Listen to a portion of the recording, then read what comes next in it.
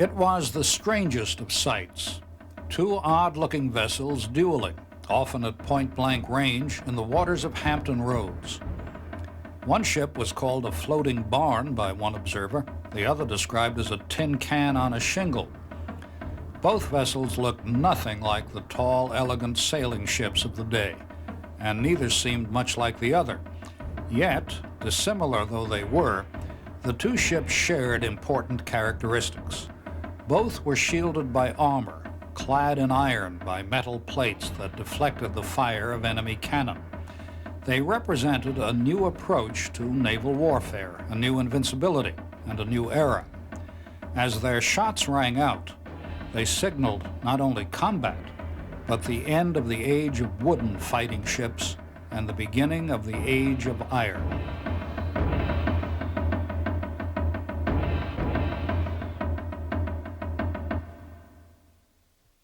The battle the two ships fought that March day in 1862 was only one of many naval engagements in the Civil War. In an immediate sense, the cause for the construction and deployment of ironclads lay in that struggle. Recognizing that the Southern economy was highly dependent on exports for revenues and on imports for supplies, Union strategists sent their small but superior navy to disrupt Southern shipping by attempting a blockade of Confederate ports. The strategy of the blockade was essentially to isolate the South economically and militarily, to give the federal forces a baseline for combined operations from seaports that were held into the interior of the South, and also, in effect, to draw a cordon sanitaire through which neutrals could not project either their own warships or indeed ships constructed by the Confederacy in their British or French building yards. Confederate leaders, too, recognized their predicament and turned to ironclads as an innovation that would threaten the Union Navy of wooden ships, destroy the blockade, and eliminate the northern naval edge. They had this huge hulk left over after the burning of the Merrimac at the Norfolk Navy Yard. Its machinery was reasonably intact. They knew they wanted to break the blockade of Hampton Roads. They didn't have conventional weapons or warships with which to do it.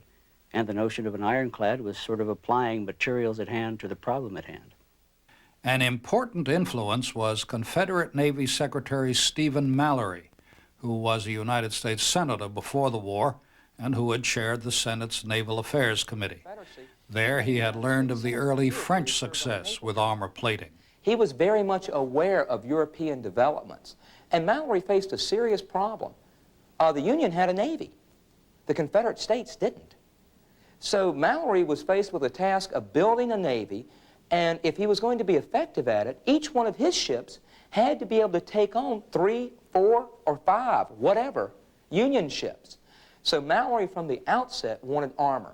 He knew that armor could sink the wooden ships of the United States Navy. He knew that armor could raise a blockade if necessary and if they were opposing wooden ships. And he also knew the North was going to invest in armor vessels. In the Crimean War, the French had deployed 3 floating ironclad batteries and forced the surrender of a Russian fort on the Black Sea. After the Crimean War, other innovations, such as steam engines and screw propellers, were increasingly incorporated in warship design. The French built the steam frigate La Gloire, an ironclad wooden ship. The British constructed the steam frigate Warrior, one of the first iron-hulled armored ships.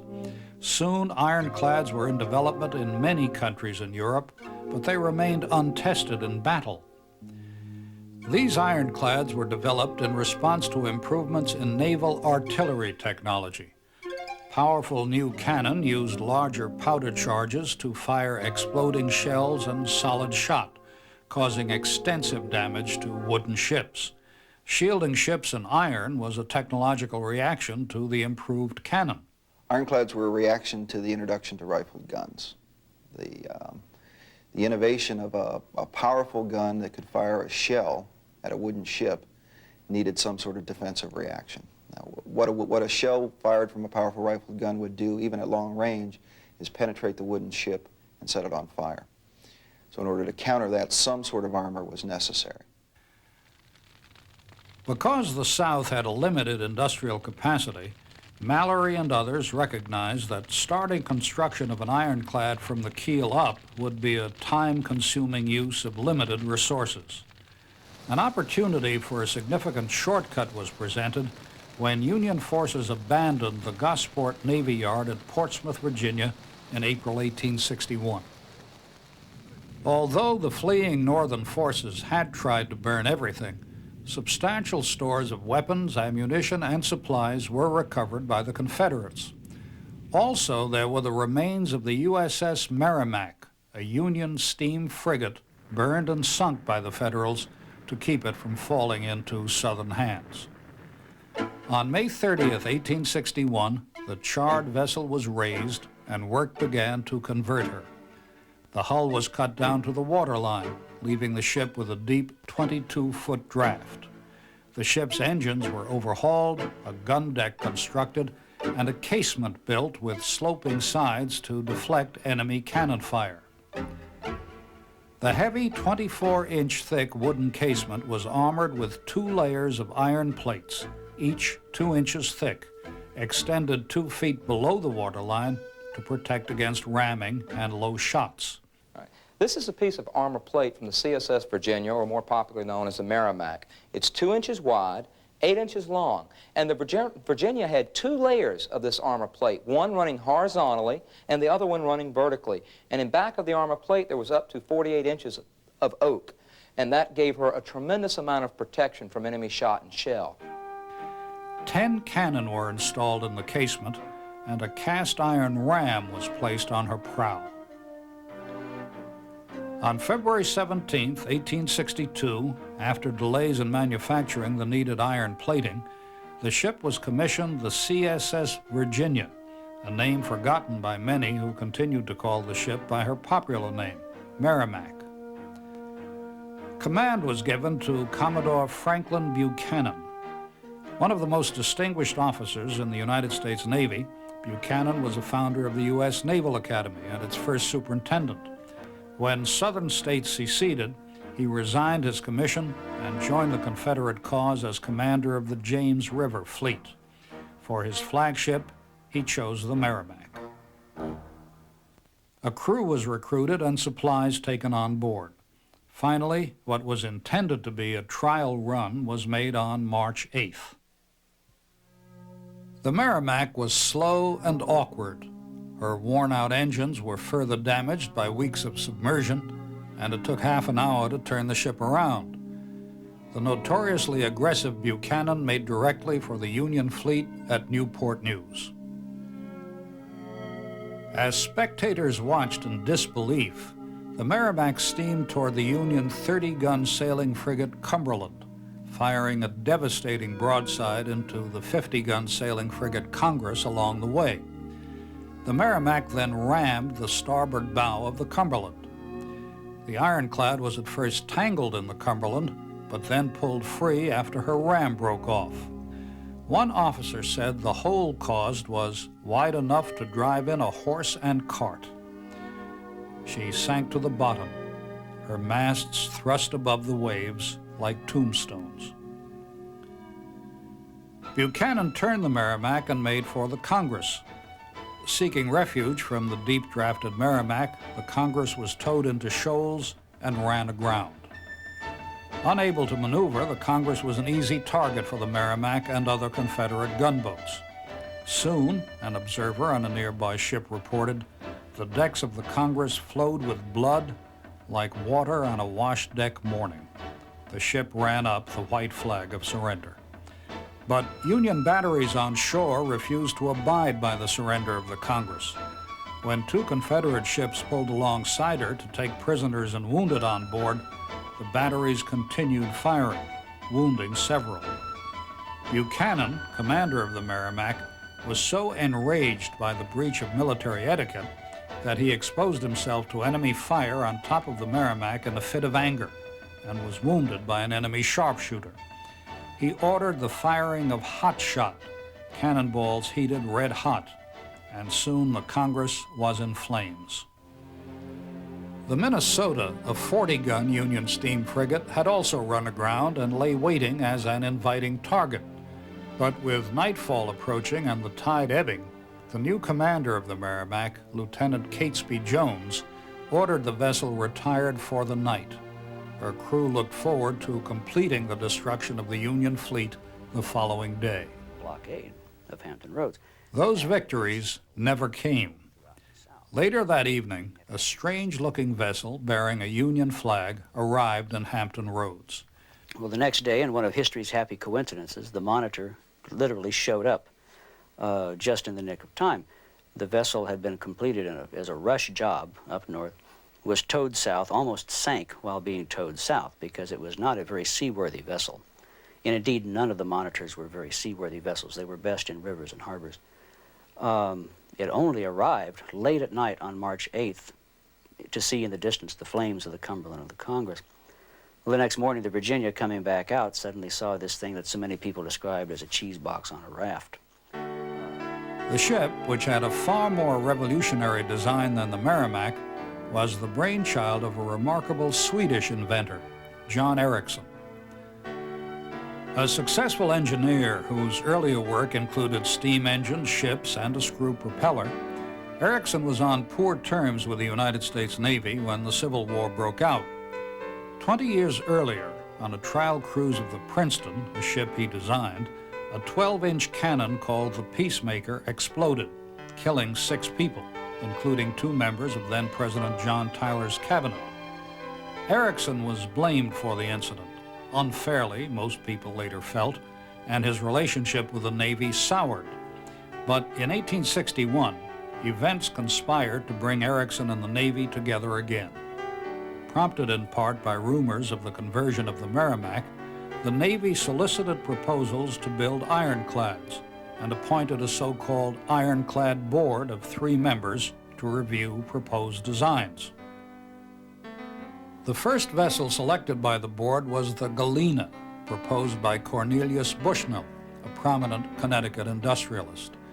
After winning a contract, Bushnell went to New York and asked Ericsson to review the design of the Galena. Ericsson gave his assistance and then showed Bushnell a dust-covered model for an ironclad that he had submitted to Napoleon III of France in 1854. Ericsson explained the vessel's capabilities and assured Bushnell it could be built in 90 days. Bushnell was impressed and offered to present the design to the ironclad board. Bushnell even used his influence to make a personal presentation to President Lincoln. The president is said to have replied, "All I have to say is what the girl said when she put her foot into the stocking. It strikes me that there's something in it." Bushnell presented the plan to the ironclad board. After hours of discussion, the board declared that it was opposed to the design. Undaunted, Bushnell returned to New York and misled Ericsson into believing that the contract was won if only he would explain a few design details. So Ericsson is flattered because Ericsson is a great egotist. He thinks very highly of himself with some reasons. So he goes down with Bushnell to attend this meeting, which he thinks that the entire board, composed of 3 commanders, or 3 individuals, 3 naval officers, is going to be very pleased with him and just have 1 or 2 minor questions. He walks into the room and realizes they can't understand why he's there because they've already rejected his proposal. So Ericsson gets upset, and then he begins to talk. And by the time he finishes his presentation, he ends up saying to the board, "It is not only important that you do this, it is your patriotic duty." And he convinced them. And that's how the Monitor even came to exist. It was not a straight-out contract.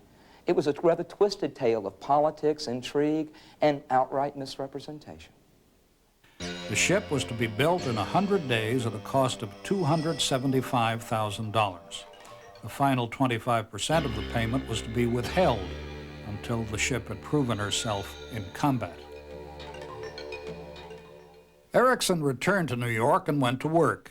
He and his draftsman, Charles McCord, began producing the many drawings required by the novel vessel. Relying on years of experience, Erickson made all of the design specifications for components required during the brief construction of the Monitor. There were delays, but work at the Continental Iron Works in Brooklyn progressed rapidly, and the vessel began to take shape. The ship was 173 feet long and a little more than 41 feet wide. Her flat-bottomed iron hull had a draft of 10 feet with the heavy turret on board. The turret, the most revolutionary feature of the ship, weighed 120 tons.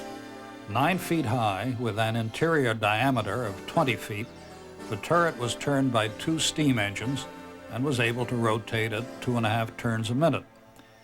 2 11-inch Dahlgren cannon, smooth-bore muzzle-loading guns, were installed behind port shutters weighing 9 tons each and called stoppers.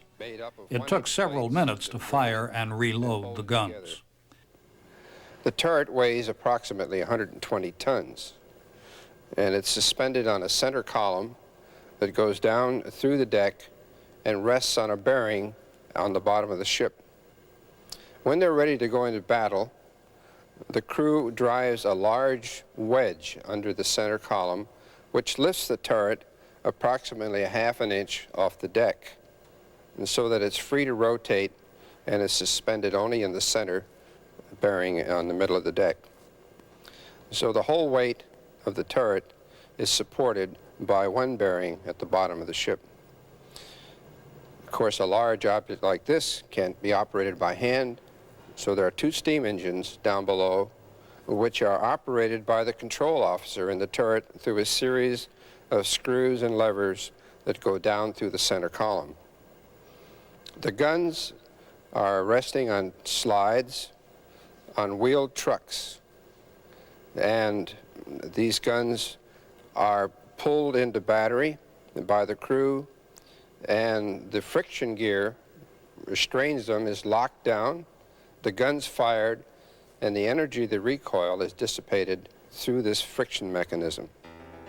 As construction neared completion, Erickson proposed a name for the vessel to suggest the aggressive vigilance he foresaw the ship as providing. He called her the Monitor.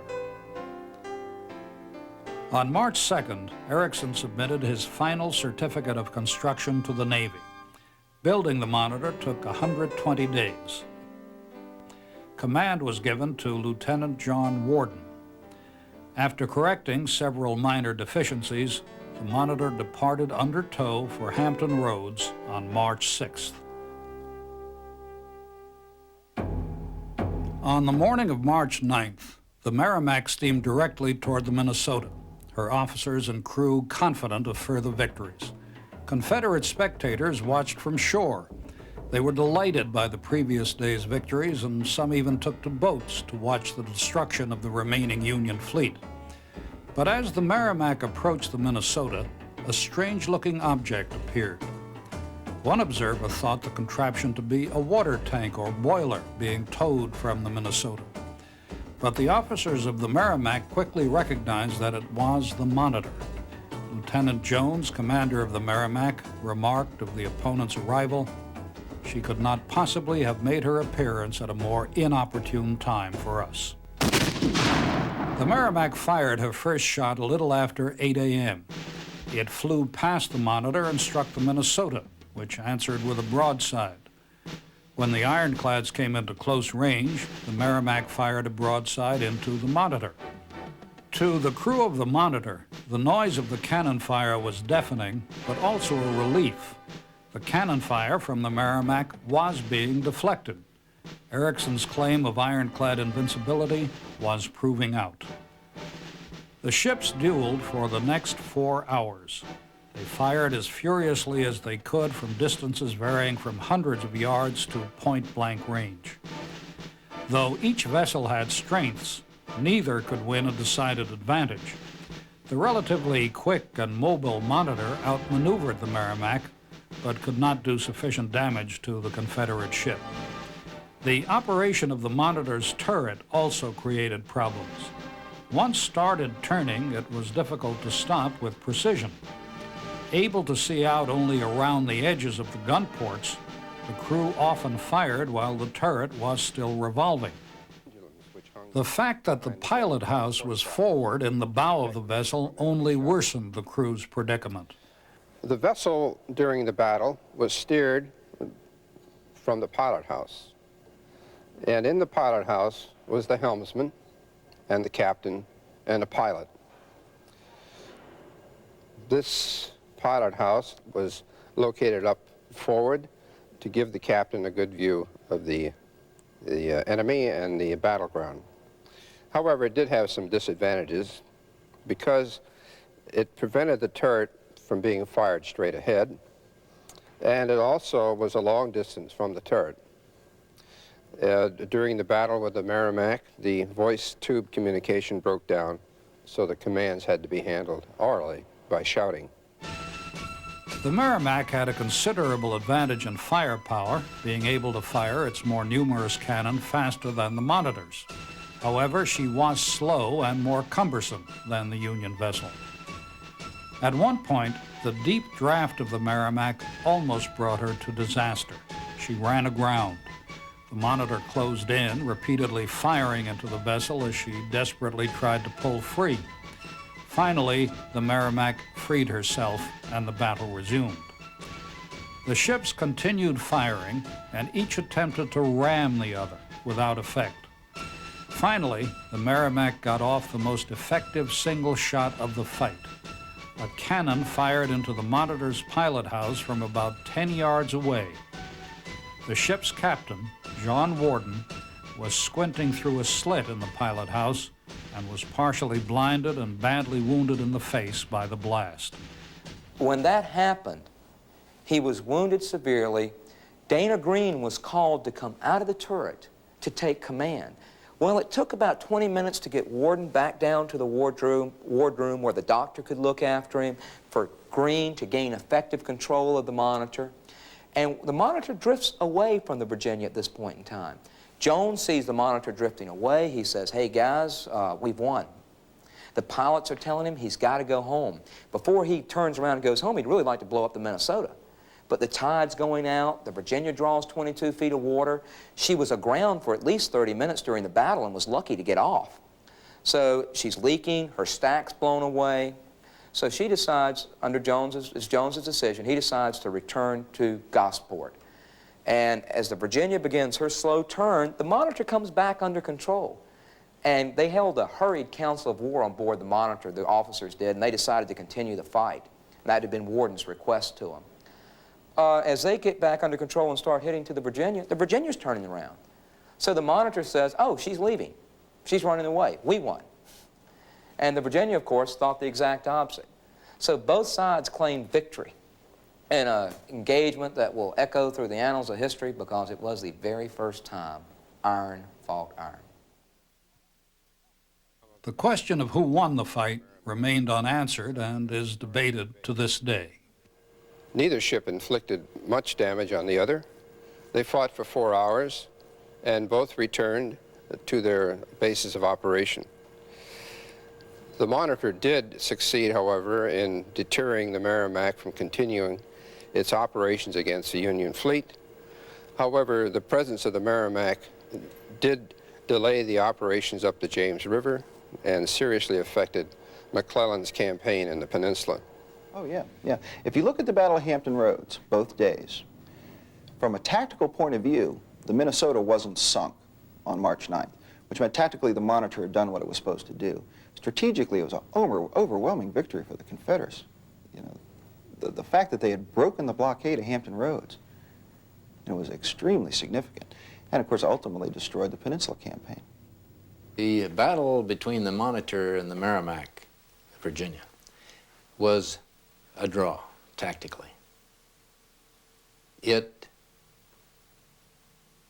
cast a unfortunate pall on the prospects of General McClellan for the remainder of his venture against Richmond, because although the Virginia was not destroyed, she remained a threat throughout the spring of 1862, denied McClellan the opportunity to use the James River, the most favorable route of approach to Richmond, and persuaded him within a month to gamble on the York River approach, which took him fairly shortly into a relatively marshy line of approach.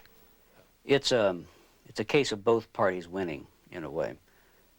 Tactically, or let us say strategically, the Monitor clearly won because its strategic objective was to protect the Minnesota, which it did. It kept the Virginia occupied for 4 or 5 hours, and the Virginia never really had a chance to fire a shot at the Minnesota. The Minnesota, fortunately, eventually ungrounded herself and came out of the battle virtually unscathed.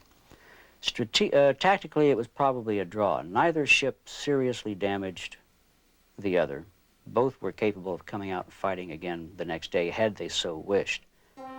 In the end, the two ships never met again. The Monitor was kept in reserve to protect the Federal fleet at Hampton Roads and discourage any Southern attempt to break the blockade. The Merrimac attempted to draw the Monitor into battle, but was unsuccessful. Union commanders were under strict orders to preserve the Monitor as a defensive weapon. One Merrimac officer derided the Monitor's refusal to fight as the most cowardly exhibition I have ever seen.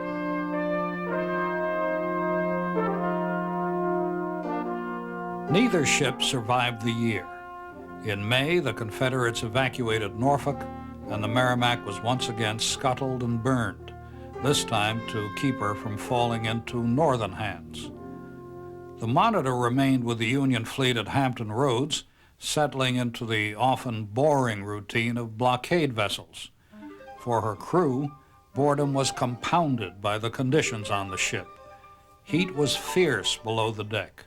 The ship's paymaster, William Keeler, wrote to his wife that temperatures were often in excess of 100 degrees. Along with the heat, fires, smoke, and illuminating lamps created a nightmarish atmosphere. On the last day of 1862, the Monitor was lost in a gale off Cape Hatteras, North Carolina, on her way south to join a Union blockading squadron at Charleston.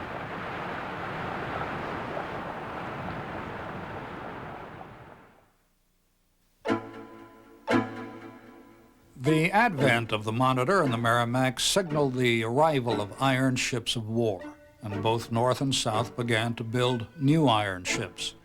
The Union, in particular, with its superior industrial strength, was able to commission a fleet of some 30 Monitors by the war's conclusion. The South's ironclad fleet was much smaller and similar to the design of the Merrimac. Though the ironclads did often play important roles in battles, their influence was not as immediately dramatic as many had predicted. Wooden ships still carried the day, largely because of their superior range and seaworthiness. But the age of iron ships had begun, and in the years to follow, navies would increasingly employ innovations used in those first ironclads as wooden warships vanished. The screw propeller, rotating gun turrets, and armor plating were but a few of the innovations that can be traced to those earliest American ironclads, the Monitor and the Merrimac.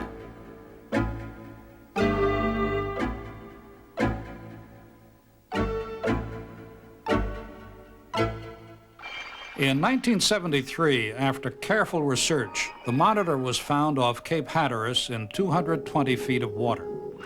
Upside down and badly damaged, the ship is largely intact, although the forward half of the hull has collapsed. The damage is thought to be the result of depth charging by United States ships during World War II. The Monitor's hull, it's thought, may have been mistaken for a submarine by sonar. These images of the Monitor are the results of the continuing research at the site. In recognition of the special importance of the Monitor, the site of her wreck has been designated as the first national marine sanctuary in the United States and as a National Historic Landmark. Her anchor, a lantern, and other artifacts have been recovered, and are on display at the Mariners Museum in Newport News, Virginia. Ed Miller, who began his research on the Monitor while still a midshipman at the Naval Academy at Annapolis, works on the site for the National Oceanic and Atmospheric Administration. His agency and the National Foundation for Maritime Conservation are working to preserve the site. The objective of the Monitor project is the definitive documentation of the Monitor, both historically and archaeologically. And we hope that by doing that, that it will result in museum displays of artifacts, perhaps some structure of the Monitor, perhaps the entire wreck, so that Through continued research at this memorial, more about the Monitor and her fate will be learned. Someday, the Monitor may even be brought to the surface, if not to ride the waves, at least to stand as a monument to the American ingenuity she reflects.